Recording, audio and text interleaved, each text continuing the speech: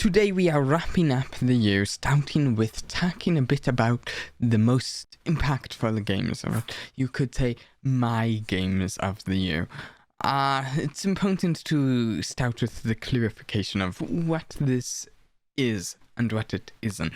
It isn't going to be talking about the one game that everyone should play. No, I think that's kind of stupid. In the sheer variety of games we have at our fingertips these days is one of the things that makes gaming so great right now. So I don't think there is one game for everyone. Now what this really is it's talking about the games, plural, and there is two games I want to talk about here that impacted me most this year. And that's not necessarily the game I thought was most fun or most this or that. It's impact on me personally, and there are multiple ways.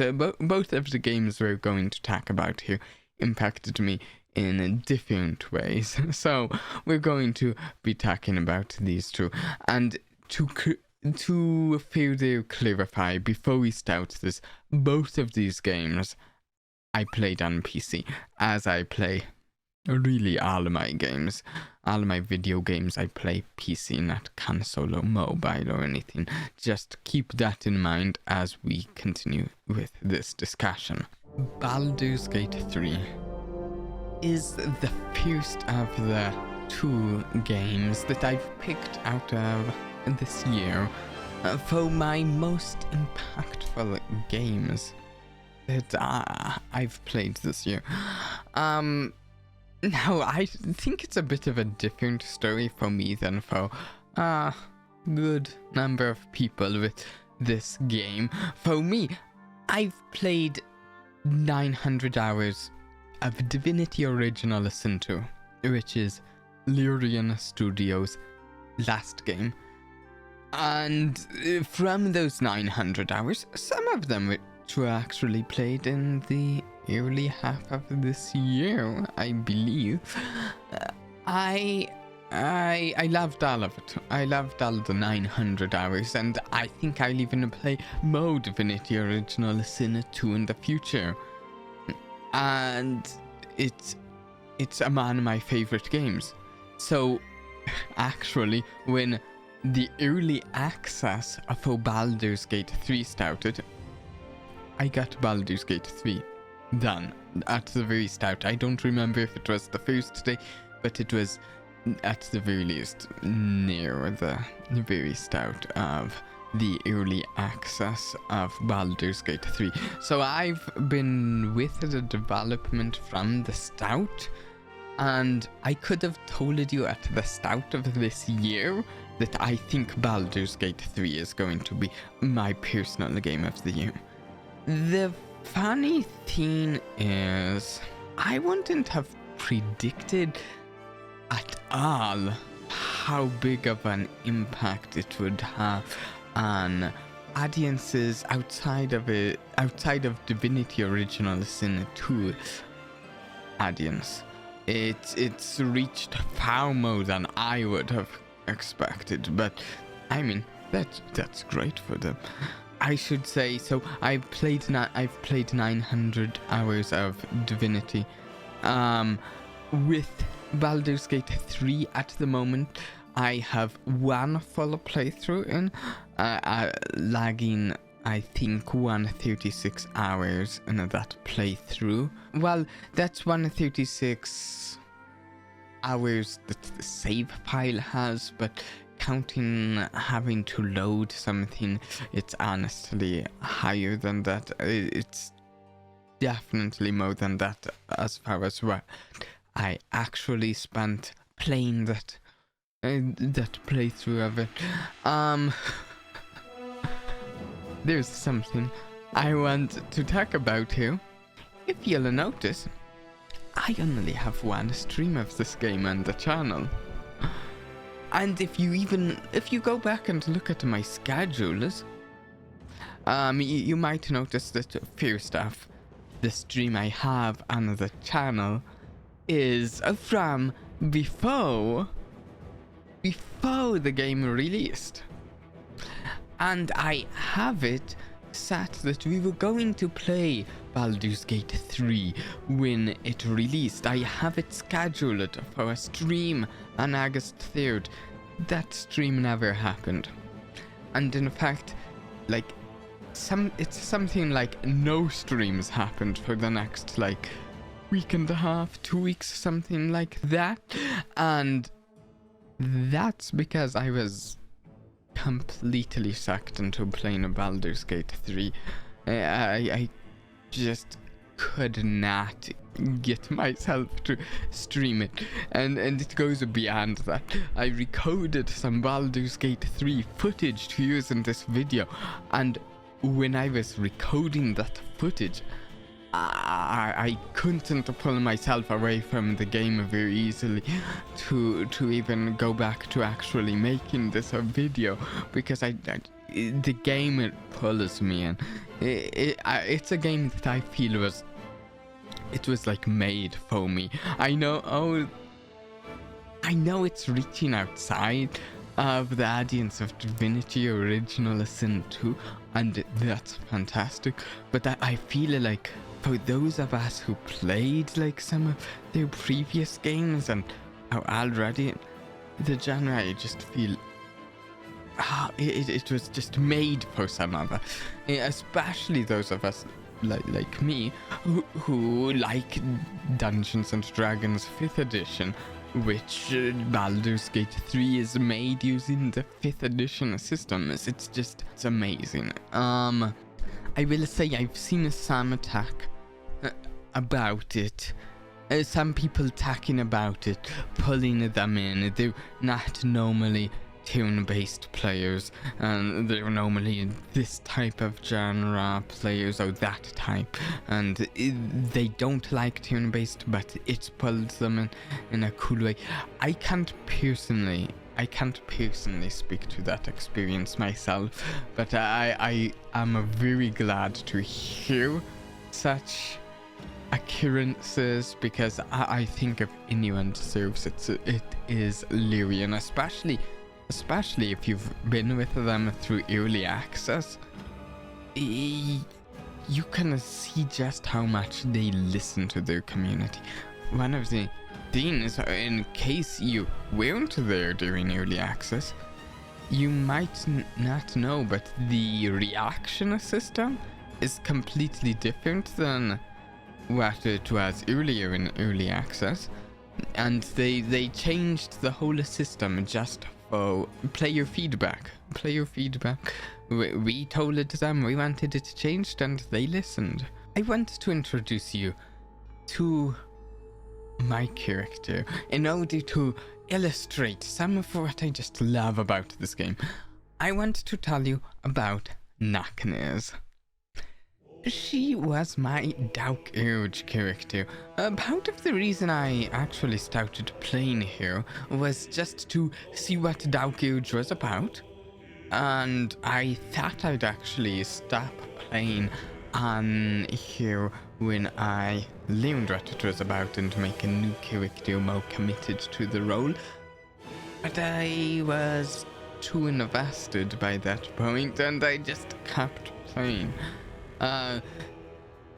The Dark Urge wasn't one of the things I was hoping for it to be, but it's not worse for that. I'm going to keep spoilers to a minimum here. I'm going to say, Naknes, my Dark Urge, she followed the Dark Urge redemption path of her playthrough. It was very good. I can highly recommend doing this. I'm not spoiling anything here, because I think it's pretty well known there. But one thing I really want to clarify here is there's some people who are under the impression that if you're playing Dark Urge, you're playing an evil character. And that's not exactly true. There's you can still choose whether to go down an evil path or a good path, just like any of the other characters. If you do an evil Dark Age, that was your choice. I didn't do an evil Dark Age. I might someday, but not the redemption Dark Age path is the one I did, and I loved it. In fact, I've started a second Dark Age redemption character. Of course, for my Dark Age, I will say I don't think she was necessarily good in how I played here. I had fun playing here almost as a character who just wanted to live by her own version of good. Sometime maybe I can talk more about her, but that's not what this video is going to be exclusively about. So, in the party, although I switched others into the group on occasion, for the most part it was here, my Dark Age, with Shadowheart, Karlach and Gale. So I've mainly seen their stories. I feel like I haven't seen as much of the other original characters' stories, and in fact I really want to go back and do playthroughs where I get to see more of some of the others' story. Like I feel like I missed a bunch with Will and Astarion,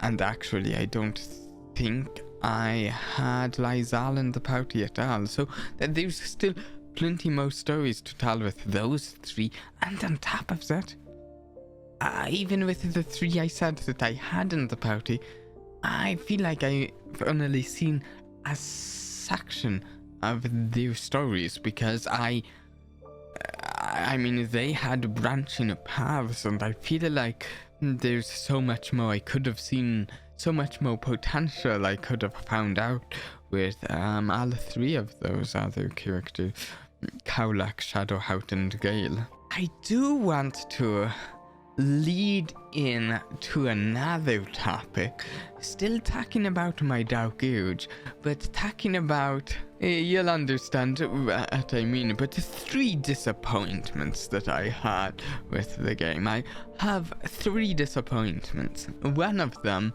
overlaps with my Dark Age playthrough, and that is that I had quite the disappointment at the end of the game. When I got to the end of the game, the epilogue for the game, it was essentially non-existent, and it was really disappointing, especially because, okay, I'm going to get slightly spoilery here for just a minute, but I'm still keeping it to a minimal amount of spoilers, but it will be slightly spoilery. So, my Dark Age, she romanced Gale, and in Gale's storyline, near the end, we got sort of a branch that we could go down another branch, and my Dark Age, although she tries to be good, she's quite ambitious, and she encouraged him to take a certain option. And then at the end of the game, where he would take the option, instead we got a lack of an epilogue and nothing happened. I was very disappointed. But a bit ago, I don't remember exactly how long ago, they came out with a patch. In the patch, they gave us an epilogue that takes place 6 months after the end of the game. And in that epilogue, it completely fixed. We actually got to see where that choice with Gale went. And it greatly affected my Dark Age's storyline, actually, because, yeah. I don't want to spoil, but yeah, a great impact on her storyline. And honestly, I'm a little concerned for both Gale and my Daogyuji's choices there at the end of the game, but one thing I can say about that is it did feel quite fitting for an 8 wisdom character that my Daogyuji was. So I do want to leave the discussion of my Daogyuji now and tell you about the other 2 disappointments. I talked about one of them. One of the 3 disappointments, that being the lags and how it was fixed. And the other 2 disappointments I have for this game, they're small. They're small. And for the most part, I feel they're only disappointments because I was there throughout the early access of the game. So, the first one is that during the early access,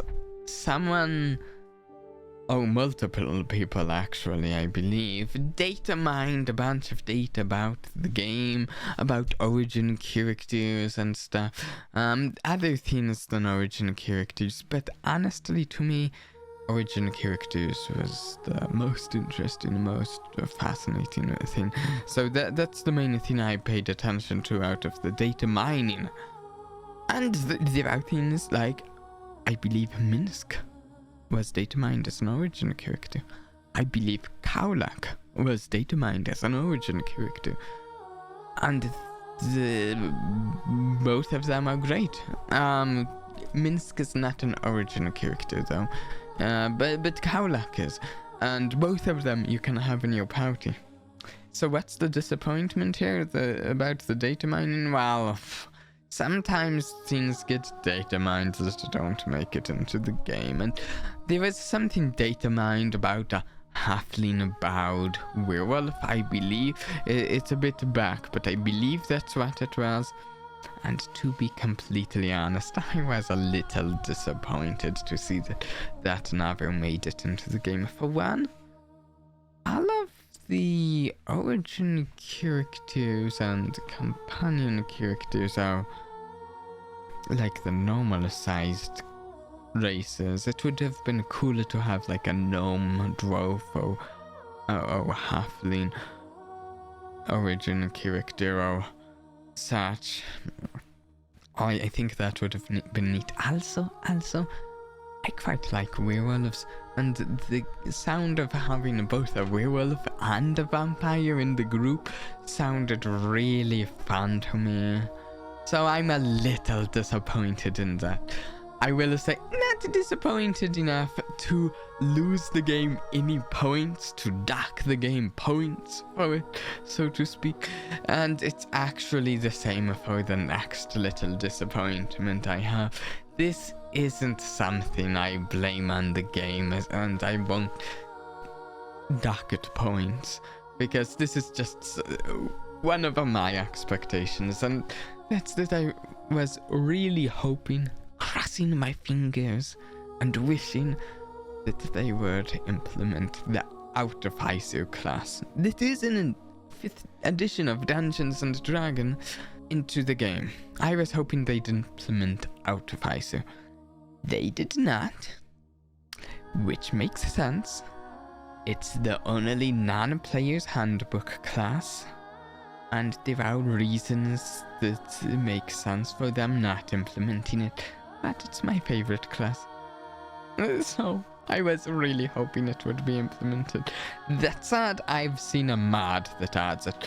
I have yet to get time to try that mod out, but I've seen someone's made a mod that adds Out of Hysu, but it's, you know, it's not the same as it being added by Lyrian with interactions with story elements and such. So that's too bad. No halfling werewolf bowed, no Out of Hysu.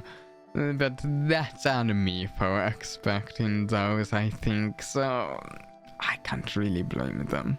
There has been something that has been brought up in conversations surrounding Baldur's Gate 3 that I do want to briefly address here, and that's, there's been a certain phrase thrown around regarding Baldur's Gate 3, and that's that it sets a new standard, or that it doesn't set a new standard, one way or the other, for all sorts of games. And to be honest, I'll explain why in a moment, but it leaves a bad taste in my mouth.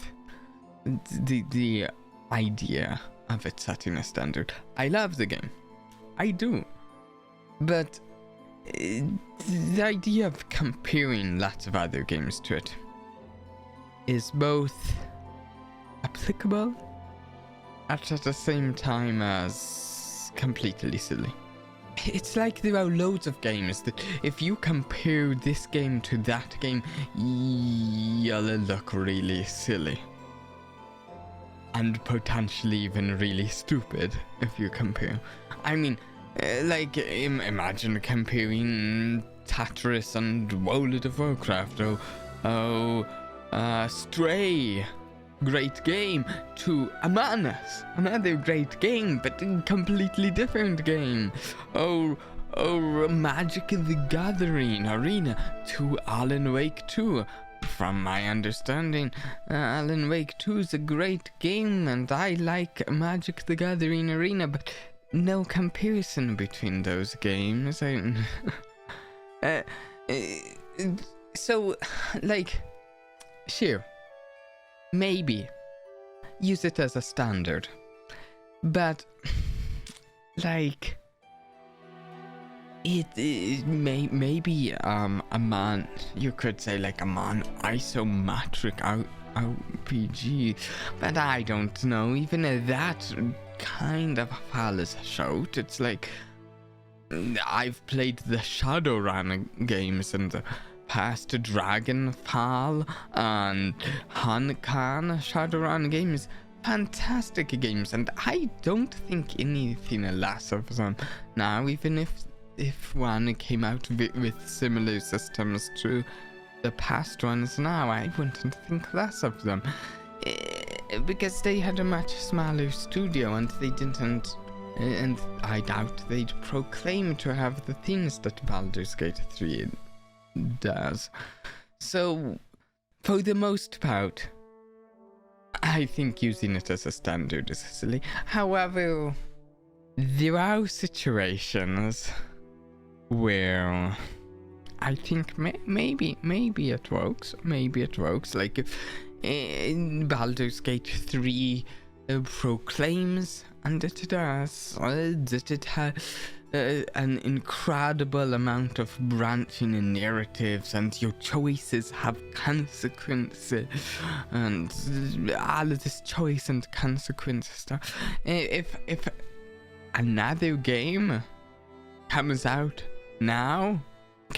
like recently or in the near future, and proclaims to have loads of branching narratives and consequences, and the game changes depending on what character you have, and that game fails to deliver even when it has a huge team, then it does seem appropriate to judge there. I just think it does pay to be careful and considerate about how you make comparisons, because I just think that a lot of times, oftentimes comparisons can be made between games, but also between other things, not even in the genre of gaming. Comparisons can be made that do a disservice to the whole conversation surrounding the thing. Another slight thing on that topic is that I've seen people like mention, it's $60 out the gate and nothing else, no microtransactions, none of that garbage. It's like I love that, but also I think in some way Lyrian is in a privileged position where they can do that. There's so many of these bigger companies that like I can't even like fathom getting a new thing from and them not having microtransactions. I would still personally like less of certain microtransactions in this game, but it's hard to see some of these going to zero. But in a conclusion on Baldur's Gate 3, before we move on, in a conclusion, I do have to say that I can very confidently say I'm going to be playing Baldur's Gate 3 for years to come. It will swallow entire weeks of my time in random splashes into the future. I don't know, maybe next year I'll boot it up 1 month and then I'll lose a week of gaming to some new build and pouty composition that I thought of, and then I'll blink and go, how did I lose a week? But I love it, and I am extremely pleasantly surprised to see that it's gotten a lot of recognition for this. I was with it 3A and it's done tremendously, and I can highly recommend it to others who like what I've said about it, at least. Now, the second game that I want to talk about, as far as I said, games of the year for me, games that had the most impact on me. The second game is Honkai Star Rail. So, it's a little bit tough, honestly, to follow up talking about Baldur's Gate 3 with almost any other game from the year. But I think that Honkai Star Rail does have its own merits. And I've talked about, I don't particularly like direct comparisons between games.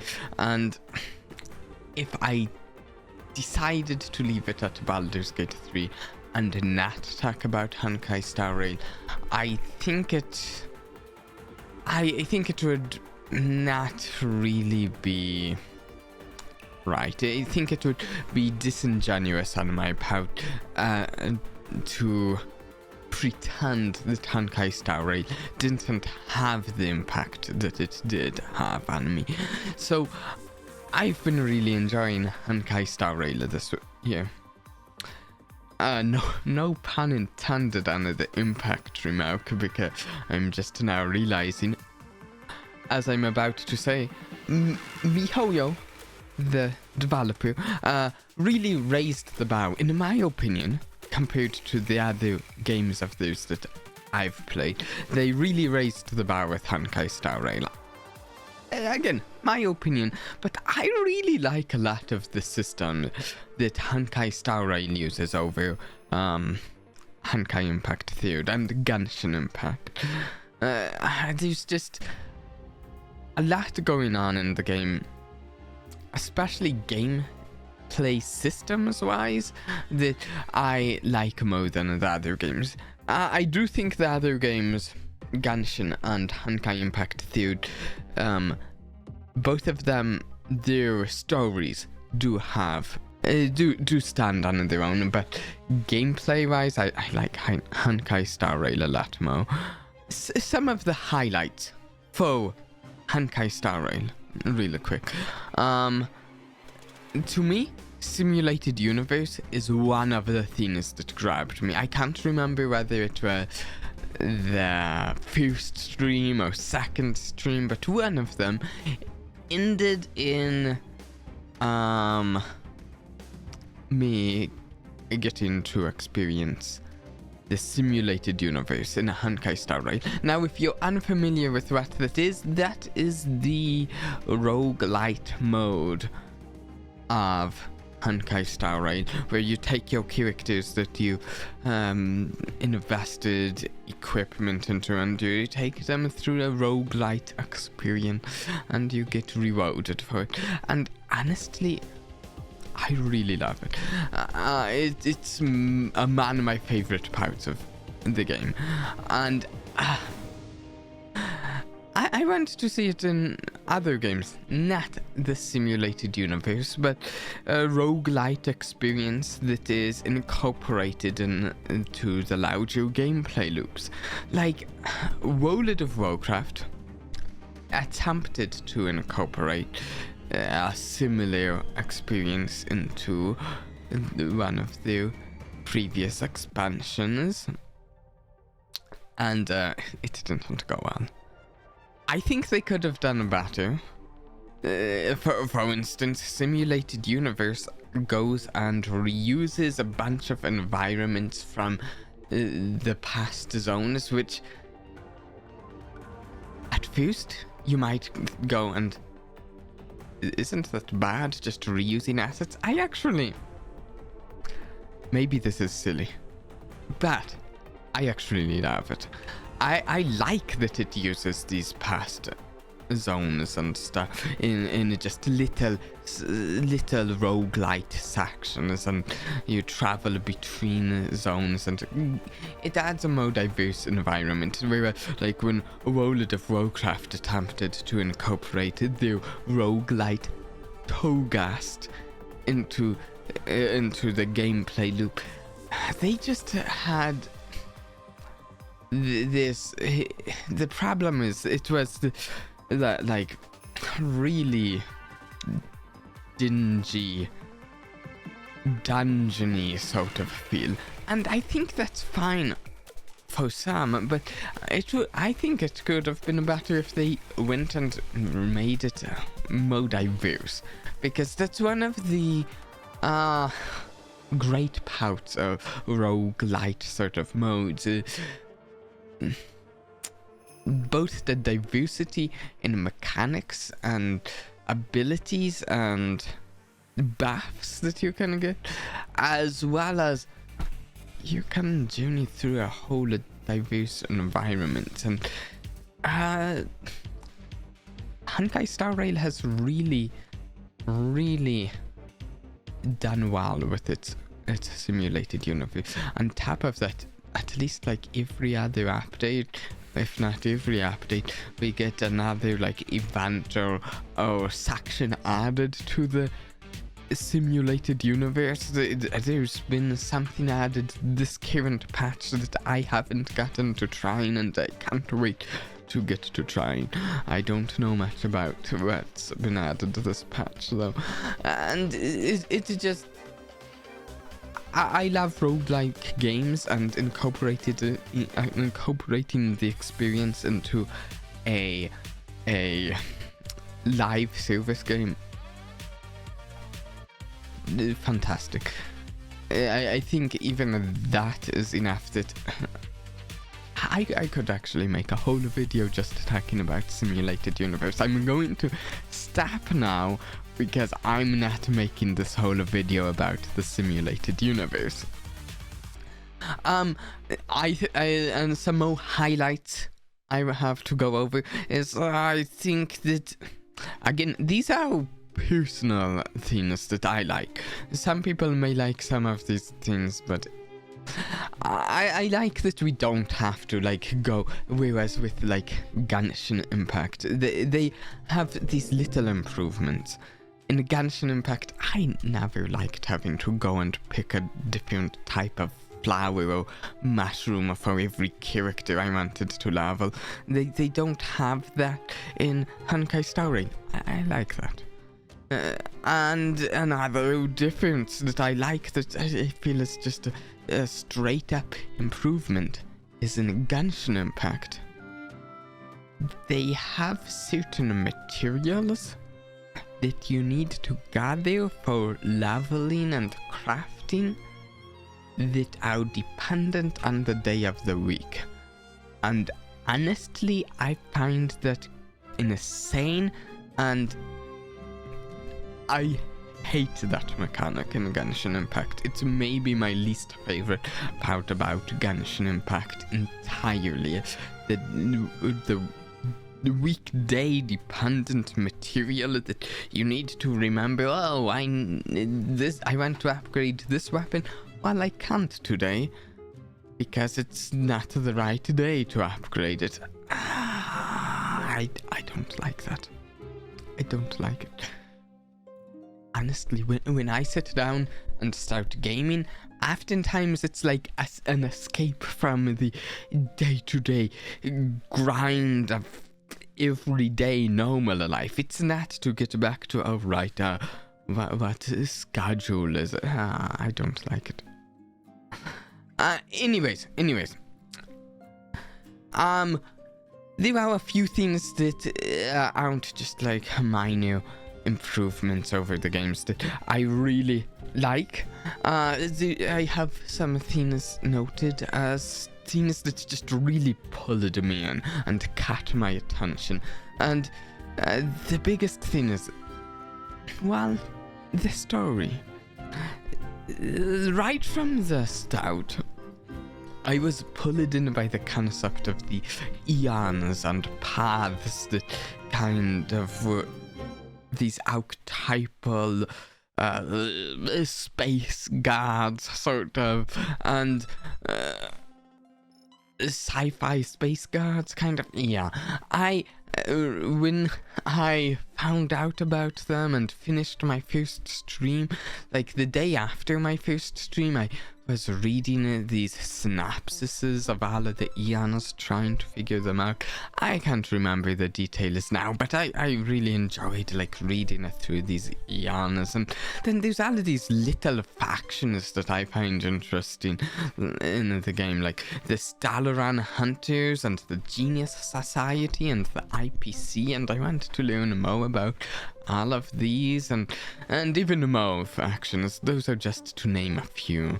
It's kind of hard to describe without going into the details on this point, but I really enjoy the size and scope of the story they've set up.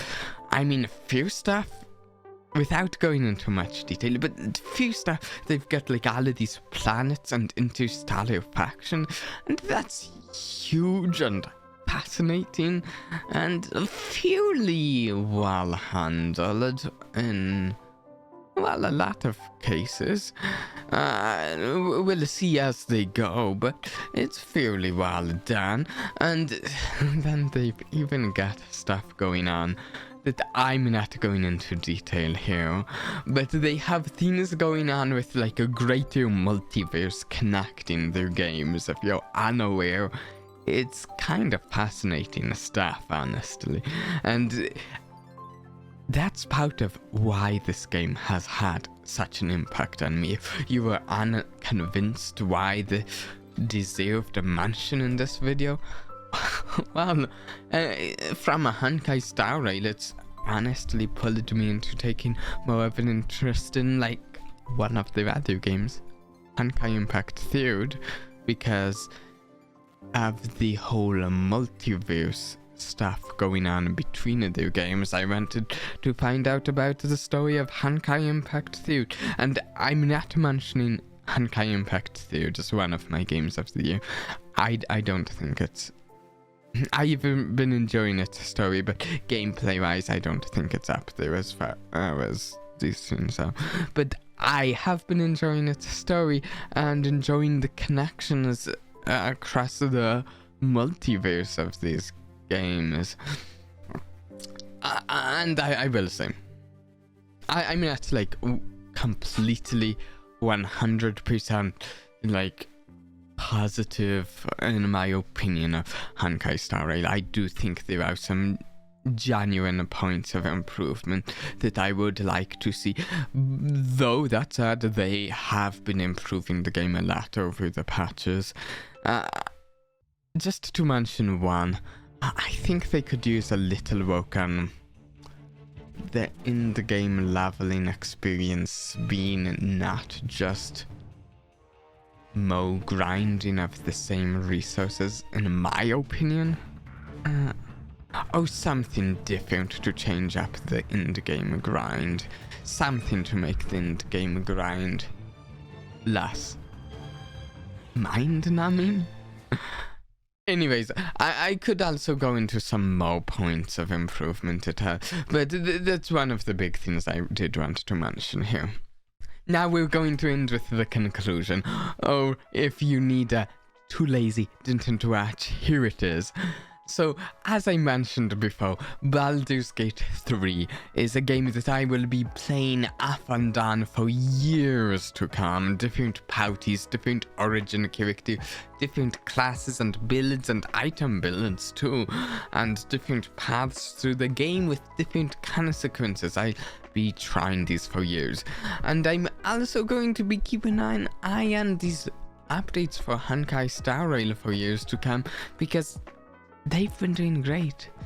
They've just been getting better, at least for the most part. Better gameplay and a pretty good story as well. And I can't wait to see what else Lyrian comes out with, as far as whatever their next project they work on is another game maybe in the same universe or their own universe, you know. And if either of these games has sparked an interest in you, I can easily recommend that you try it out, because you may just have a blast. And until next time, I've been Dellog Blastspark.